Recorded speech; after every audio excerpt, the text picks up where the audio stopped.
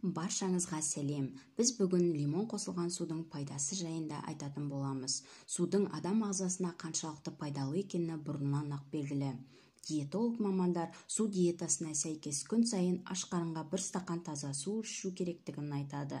Сондай-ақ олар таза суға лимон тілімдерін қосып ішкен дұрыс екенін дәлелдей білген. Лимон тілімдері қосылған суды денсаулық сусыны деп атайды. Ол иммунитетті жақсартады, склероз, анемия сияқты аурулардан арылуға жол береді. Лимон құрамында магний, калий, С дәрумені ми, жүрек және жүйке жүйесі жұмысын жақсартады. Қан қысымын бір қалыпқа келтіреді, теріге нәр береді, тырнақ, шаш өсіміне оң әсерін тигізеді. Артық салмақтан арылуды мақсат тұтқан жандарға лимон қосылған су көмегін тигізе алады.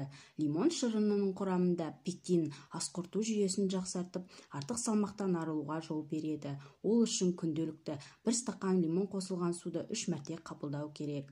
Лимон қосылған қайнатылған жылы су бауыр, өт, бүйрек ауруларының алдын алып, бұл мүшелердің жұмысын жақсартады.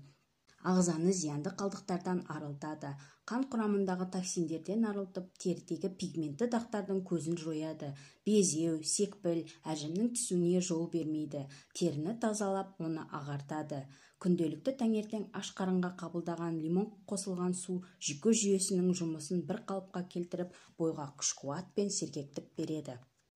Стресс, күйзеліс, көңілсіздіктің болмауына ықпал етеді. Жаздың аптап ыстық күндері бұл шырын шөлден құтқарса, қыстың күні жанға жылулық пен күш сыйлайды. Қайнаған 1 литр ыстық суға лимон тілімдерін салып қойыңыз. Суыған кезде аз-аздан қабылдай бастаңыз. Кейін қабылдау мерзімін жиілетіңіз. Сондай-ақ қалауыңыз бойынша бұл шырынға 1 шай қасық бал немесе жалбыр жапырағын қосуға болады. Кеңесіміз пайдаңызға жарады деген үміттеміз. Видео ұнаса лайк басып, комментарийға жазып, арнаға тіркелуді ұмытпаңыз.